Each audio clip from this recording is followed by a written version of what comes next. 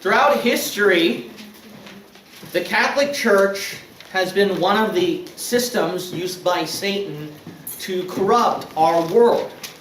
And the Catholic Church is a very powerful system. When you study conspiracies, elites, and end times, it is impossible to separate the Catholic Church from that. Usually, if you'll find any kind of elite, or Mason, or NASA, or anything that has to do with conspiracies, you will find a Catholic somewhere, usually. So that is how powerful and widespread Catholicism is. I'm going to give you a very interesting story about how all this occurred.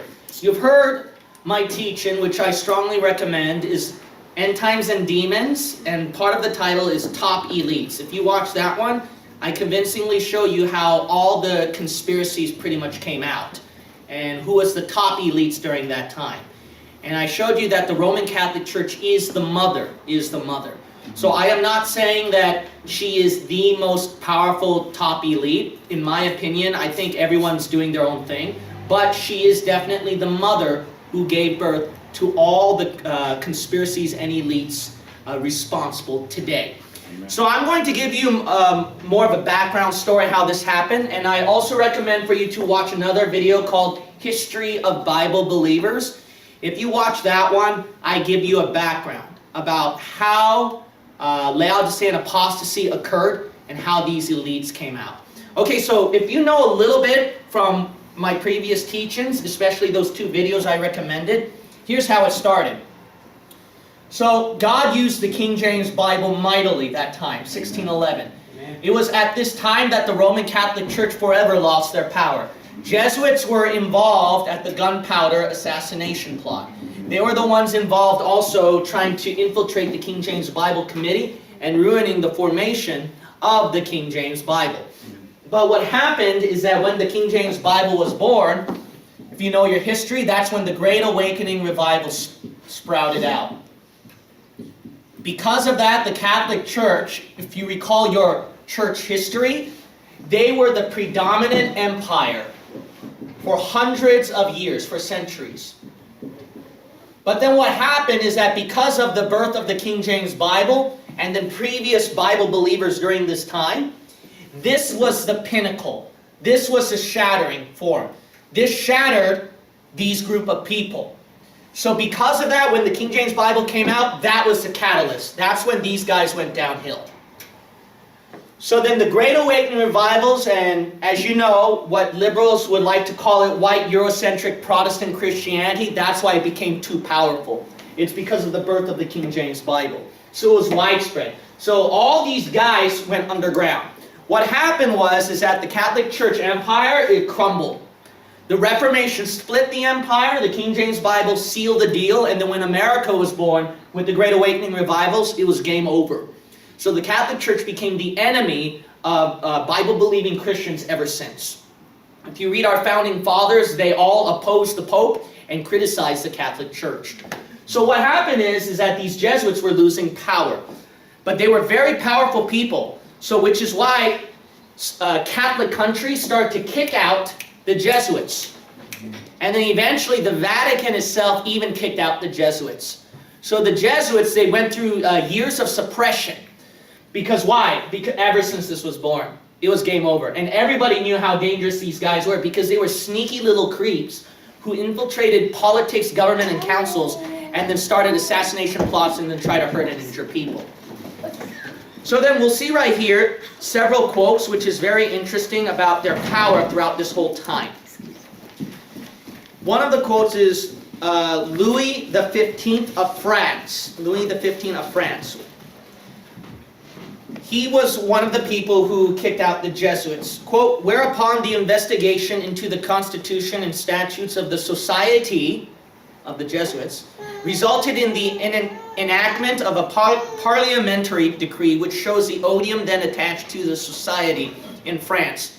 It denounced their doctrines and practices as perverse, destructive of every principle of religion, and even of probity, as injurious to morality, pernicious to civil society, seditious, dangerous to rights of the persons of sovereigns, as fit to excite the greatest troubles in states, to form and maintain the most profound corruption in the hearts of men, that the institutions of the Jesuits should forever cease to exist throughout the whole extent of the kingdom. So you notice that France kicked them out.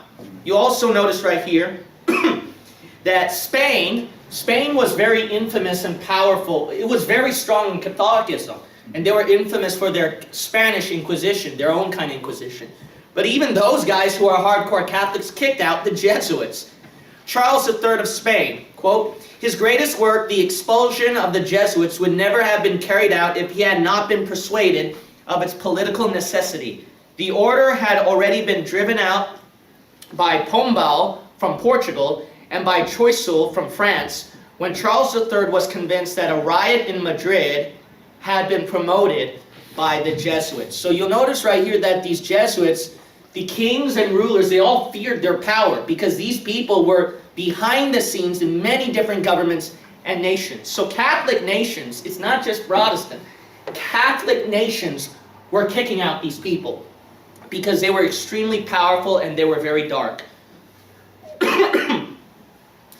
The Knights of Malta, as you may have heard me teach several times, the Knights of Malta are a very powerful secret organization like the Masons. If they're not more powerful than the Masons, they're really close to on par. So the Knights of Malta, if you look throughout their organizations, they have several clubs, several organizations, you'll notice how some of them will match with the Masons. So some of the members who attend the Mason clubs, they'll also be attending some of the Knights of Malta club. So Knights of Malta are extremely a great powerhouse. As I've told you before, two quick examples is the founder of the CIA, Donovan. He was Knights of Malta. Benito Mussolini, fascist dictator, how fascism was started. He was Knights of Malta member as well. But even these people kicked out the Jesuits because they knew how dark and scary the Jesuits' power were. So the Catholic Knights of Malta, under their Grand Master, Fra Manuel Pinto de Fonseca, mentioned at 1768, when they were driven from the island of Malta, quote, "In 1768, the Jesuits, having given much trouble, were expelled and their property confiscated." Now, if that's not enough, as I mentioned before, even the Catholic Church itself, the Vatican, that's right, the Great Vatican itself, even kicked out the Jesuits. So the Jesuits had no place to go. That's how powerful these group of people were. So they were infiltrating everywhere. So all kinds of countries and powerhouses were kicking out the Jesuits. Quote, "The famous bull, Dominus ac Redemptor Noster, by which he dissolved and forever annihilated the order as a corporate body at a moment when it counted 22,000 members. The bull justifies itself by a long and formidable list of charges against the Jesuits. Had this accusation proceeded from a Protestant pen, it might have been regarded as not free from exaggeration. But coming from the papal chair, it must be accepted as a sober truth." This was by James A. Wiley at 1878. The title of his work is The History of Protestantism, the Jesuits. Here's another one. Oh, wow. "Their abolition was not a work of haste, according to the life of this Pope." So this Pope, he was the one who was responsible for kicking the Jesuits out of the Vatican. "According to the life of this Pope, published in the year 1776, he spent 4 years, a Pope. I'm not talking about the Bible believers, Protestant, Martin Luther, okay? He spent 4 years deliberately examining the history of this order. He searched the archives of the propaganda for the documents relating to their missions, the accusations against and apologies for them. Desirous of being correct in the matter of his condemnation, he communicated his brief privately to several cardinals and theologians, as well as to some sovereigns, before he promulgated it. He then decided on the abolition, but not without considering the consequences to himself. The bull of restoration by Pius VII in the year 1814 was an unfortunate event for the Church of Rome, not only because it has restored the Jesuits, but because it gave a tremendous blow to the infallible authority of the Pope.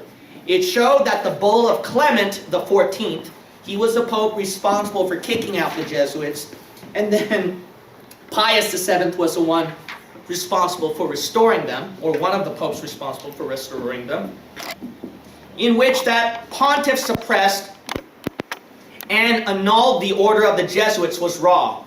And how can we know that his bull of restoration is right? Popery boasts loudly of its uniformity of creed, unity of actions, and infallibility of authority. But is it not surprising to see the same authority in contradiction with itself?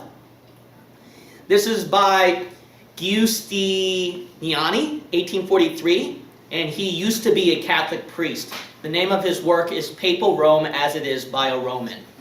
So you'll notice right here that the Jesuits, when they were kicked out by the Pope and then restored by a later Pope, it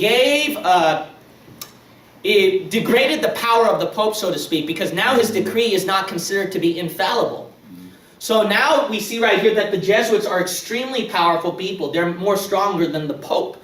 They're more strong than the Pope. That's why there's a lot of conjecture out there that the Antichrist will be more of a black Pope. Now, what do I mean by that? A black person? No. Yeah. A Jesuit general is known as the Black Pope. You probably didn't know that. Now, how many in the conspiracy realm heard of Rothschild, but how many of you know the current name of the Jesuit general today? But what's more convincing is by the Jesuits themselves. This is found at their official website. They even admitted this history, what happened. Quote, Jesuits were first expelled from Portugal, 1759, then France, 1764, Spain, 1767, and Austria, 1770. Thousands of destitute priests and brothers. What's that? Wow. Oh, okay then, yeah. Wow. Thousands, I thought that the mic was out. I thought that's what you said. Out!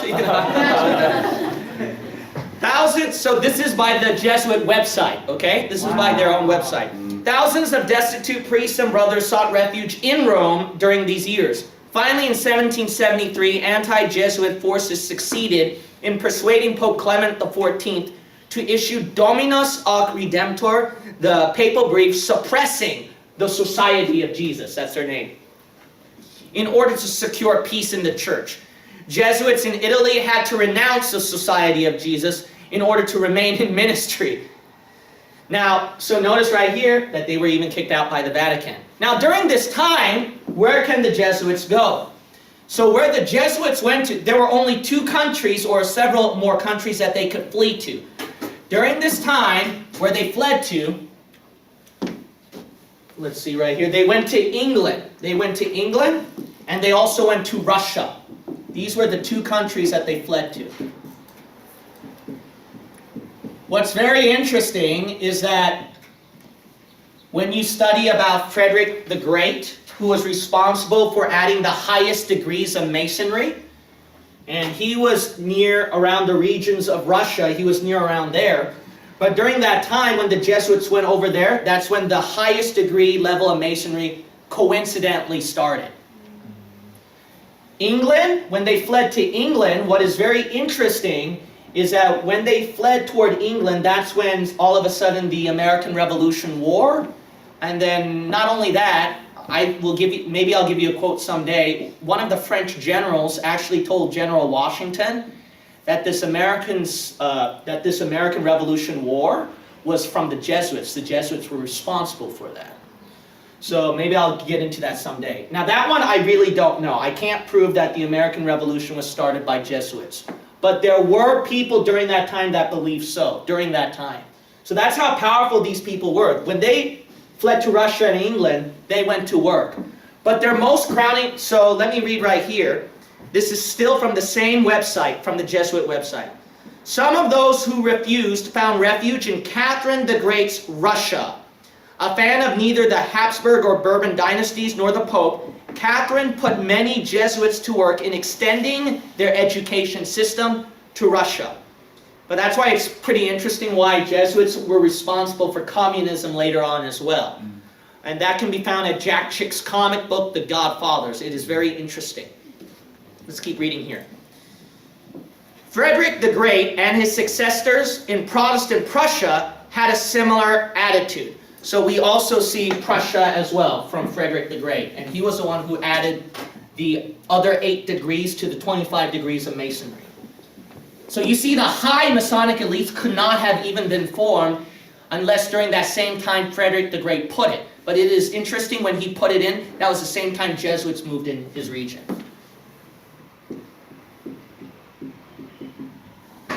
Okay, let's keep reading right here. This is a very interesting history. So you'll notice that the Great Awakening revivals, it was going all public, right?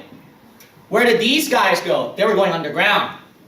See, conspiracy, undercover, forming your own power behind the scenes. There's a small band of elites in power that you don't know about. They were going underground. While souls were getting saved, people getting right with God, what were they doing? They're going underground, starting up the power. This article that I quoted from the Jesuit website is found in the article Suppression and Restoration of Jesuits. The website is Jesuits in Britain. That's their official website category. Here is from Friedrich von Hardenberg at 1800. He's a German philosopher. He quoted this.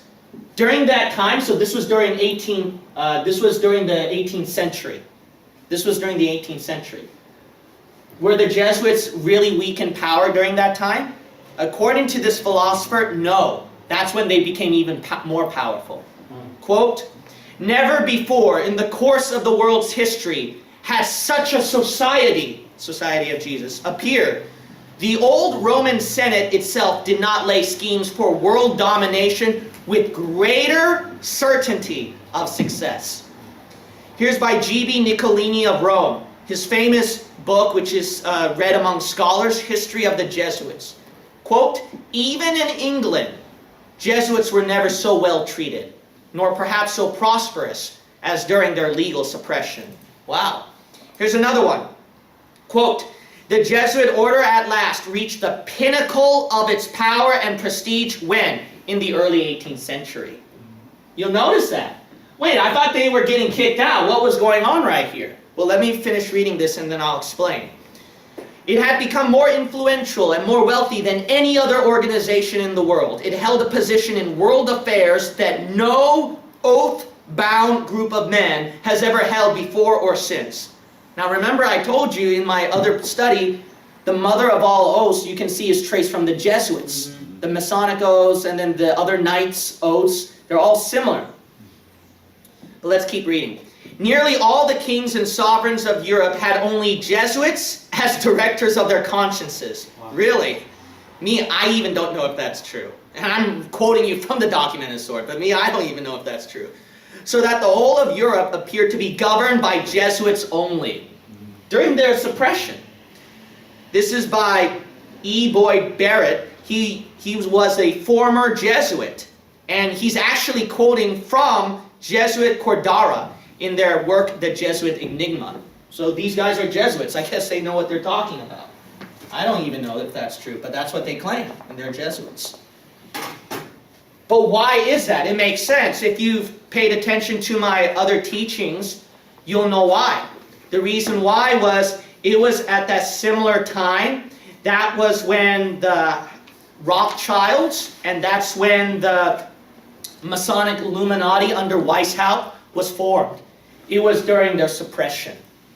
And you can watch my other video, long before Masons, Jewish Temple, Rothschilds. You can watch that video. I gave tons of quotes right there. So you got to realize this. The birth of today's elites, CFR, Bilderbergers, Trilateral, and all the Bohemian Grove, all these guys, their traces can go back as far as the Round Table. And then when you go to the Round Table, you'll see it's connected to roads to a Masonic lodge. Then when you go to Masons, it goes back to Masonic Illuminati, even before the Illuminati. But the pinnacle that started the high elites, like Rothschilds and Masonic elites, was definitely during that time. But the one responsible for banding those two together was the Jesuit general. And I think it was Ricky that time, R-I-C-C-I. Now it makes sense, see, why they became very powerful that time. So while the Great Awakening revivals were going on, the Jesuits were trying to find elites out there. And that's how, see, it's the mother. They are truly the mother ground of conspiracies today. It all started from there. It all started from there. So today's high elites would not have been born had it not been for the Jesuits who did this. Now, this is by let's see right here, a medical doctor. This is by a medical doctor. He claimed this. His name is Emmanuel M. Josephson. His book is titled The Federal Reserve Conspiracy and Rockefellers. He quoted this. Weishaupt, so Weishaupt, he's the guy who started the Illuminati. Rothschild was the one who funded it and probably was more responsible. Weishaupt and his fellow Jesuits cut off the income to the Vatican by launching and leading the French Revolution, by directing Napoleon's conquest to Catholic Europe, by eventually having Napoleon throw Pope Pius VII in jail at Avignon until he agreed, as the price for his release, to re-establish the Jesuit order. This Jesuit war on the Vatican was terminated by the Congress of Vienna and by the secret 1822 Treaty of Verona. So that, again, that is found at his work. So this medical doctor claimed that during this time, how the Jesuits made a comeback, you'll notice they were responsible for Weishaupt and the Illuminati. But when they had their Illuminati form that time, they have to pay back the kings, right? They got to pay back all the Catholic kings who kicked them out. And they also have to pay back the Vatican, who kicked them out as well. So, what happened? According to that quote which you read right there, what happened? What they did was they used Napoleon Bonaparte. And through Napoleon Bonaparte, what he did, and not only that, the French Revolution, they were the ones who conquered their Catholic kings and queens. Now, do you know your history about the French Revolution and Napoleon? What happened to all the European Catholic countries? They're getting conquered. Yeah. But not only that, Napoleon was even going against who? The Vatican itself, even the Pope himself. Wow. Now, isn't that very who do you think will benefit out of all this? So that is reason number one. Reason number one is who will benefit out of all of that when you look back at history? It's the Jesuits. Why? Because they were kicked out. They were punished by their Catholic kings and their Pope. Coincidence? Well, according to this medical doctor, he believed that Napoleon's conquest was under Jesuits, and that was the goal. But here's another interesting thing. The one who started who was responsible, one of the main people responsible for the French Revolution, Maximilien Robespierre, he actually graduated from a Jesuit institution, Collège de Clermont, Paris. That's interesting. So he graduated from a Jesuit institute. And he was one of the prime people responsible for the French Revolution. One of the main pillars of Napoleon's right-hand men, Emmanuel Joseph Seize, or Abbé Seize, he was, quote, one of the chief political thinkers and writers of the period of the French Revolution and the First Empire. He was destined for the church, was educated by the Jesuits, became a licentiate of the canon law. So notice right here, what is very interesting is that the French Revolution and Napoleon that pretty much conquered all the other Catholic empires, that the ones who you will find somewhere along the line a Catholic or Jesuit education along the lines. That's another second thing to think about, another second thought-provoking issue to think about.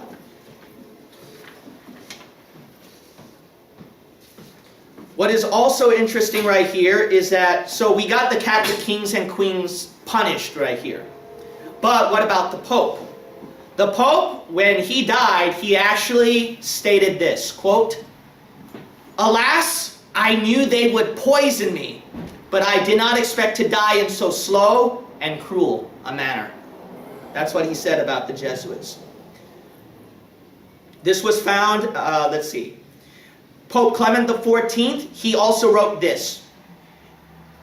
Needing support to reinstate church structures and in particular church schools, one of Pope Pius VII's first acts, following Napoleon's abdication in 1814, was, now this is very interesting.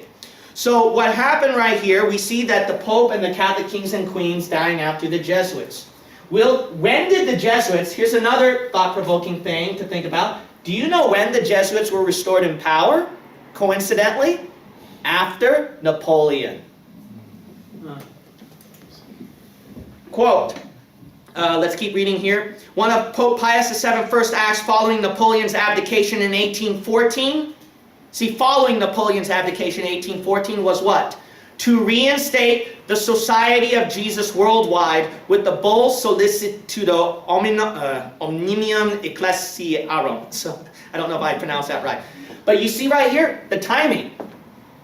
Why? Well, remember the previous pope who was responsible for kicking out the Jesuits? What happened to him?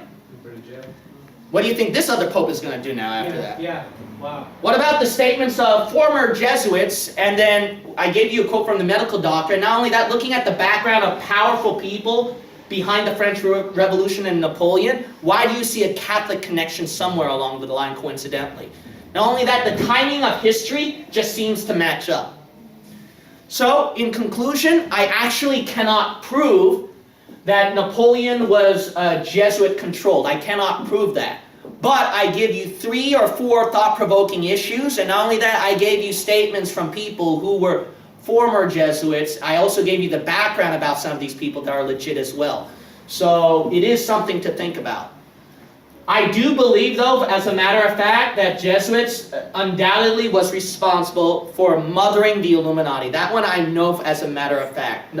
As far as Napoleon being Jesuit-controlled, I don't know. But I do know that the Pope getting killed was definitely by Jesuits. That's a matter of fact. The Pope, even when he did the papal bull, he said that he was practically signing his death warrant by kicking out the Jesuits. As we conclude, what did Napoleon himself say about the Jesuits? So what happened to him? He lost. He lost everything. Now he's bitter and mad, and it's also said that he was killed as well. I wonder if Jesuits were responsible behind that. But this is what he said at the end. When he lost everything, this is what he said at the end. The Jesuits are a military organization, not a religious order. So he doesn't think they're weak during their suppression. He knew there was still something going on. Their chief is a general of an army, not the mere father abbot of a monastery. And the aim of this organization is power. Power in its most exercise, absolute power, universal power. Power to control the world by the volition of a single man. Wow. Jesuitism is the most absolute of despotisms, and at the same time, the greatest and most enormous of abuses. The general of the Jesuits insists on being master, sovereign, over the sovereign. Wherever the Jesuits are admitted, so if they're admitted any place, what happened? They will be masters, cost what it may. Their society is by nature dictatorial, and therefore it is the irreconcilable enemy of all constituted authority. Wow. Every act, every crime, however atrocious, is a meritorious work if committed for the interest of the Society of the Jesuits or by the order of the general. And that's by Napoleon himself. Wow. He didn't think these guys were weak guys. Yeah. Okay, he knew that there was some big power going along. And then, you know what's, I will add this as a quick bonus. You know why when this revival fell? Because what was responsible for it? This one, right? When this is attacked, as soon as the modern version came out, Wow. Yeah, come on. it went downhill. Do you know who's, I'm not going to give documentations on this because you know this. Yeah. Who was responsible for modern versions? Catholics. Yep. They won. They won. Went downhill. So that's why America fell. That's why a lot of the elites today that you study about, all of those are little guys. And all they came from a mother source right here. So what does the Bible say? We'll read 2 verses. Hosea chapter 6 verse 9. And as troops of robbers wait for a man, so the what? Company of priests, murdering the way by consent, for they commit lewdness. Wow. The Bible warned you that there are a company of priests who sneak around like robbers and commit murder. Beware of them. Look at Job chapter 24, verse 14. These people are murderers, and they have murdered so many, literally thousands to even millions of people, the Catholic Church, if you read their history, with the Inquisition, and not only that, with the Jesuits behind the scenes starting the world wars. Job chapter 24:14. The murderer rising with the light killeth the poor and needy, and in the night is as a what? Thief. He'll do it like a thief. He'll do it sneakily. Well, I don't know. I never heard that, Pastor. Yeah, of course. You know why? Because this has to be in the night. Has to be done in secret. That's why you'll obviously don't know. All you have to do is this. Just study history of Jesuits. Just study that one, and then you'll find a lot of weird things. That's all I'll say. You do your own homework and research. You don't have to believe a word that this preacher is saying. You just do your own homework and research. By the way, look at every powerful organization, and don't tell me you will not find a Jesuit or a Catholic anywhere. Yeah. So you think about that one as well. It doesn't matter if you're Republican or Democrat. You will find Catholics on both sides. Hollywood consists of a lot of Catholics. And in Hollywood, there consists a lot of what? Interesting thing. Jews as well. See, Catholics are very intertwined with a lot of elites that you'll hear about. You can't separate a Catholic out of there. Very interesting. Intelligence agencies started by Masonic orders or a Catholic. Very interesting. Adolf Hitler, no secret, he is a Catholic. Mussolini, Catholic. No secret right there. Even the Pope during World War II, this is public. This is public information, okay? Even in history textbooks. The Pope condoned the power of the Axis powers during World War II. The Vatican, what do you have to say about that one? See, they are very powerful, and they have been responsible for many of the souls of men. So this is your interesting history. This is your interesting history. But before all of this interesting history, we also have another interesting history before then, right? Who was in power? It was the Catholic Church for centuries, during the Dark Ages. And guess what? After this, who's the one still in power at the tribulation? Revelation 17 and 18, the Catholic Church. Why? Because Rome never lost its power. Rome never lost its power. Ever since Jesus died on the cross, Rome continued. Because that is prophesied by Scripture. Daniel chapter 2 told you that as we continue the iron kingdom, the iron is continued mixed with clay later on in the tribulation. Iron kingdom is the Roman kingdom. Rome never lost its power. Paul told you that the mystery of iniquity was already working, even though the official man of sin, the Antichrist, was not yet revealed. John told you there were already many Antichrists, even though the Antichrist was not yet revealed. John said that. The Apostle Paul said that. They warned you ever since. Rome never lost its power. Never lost its power. That's why it's called Mystery Babylon. It has to be a mystery that you don't know.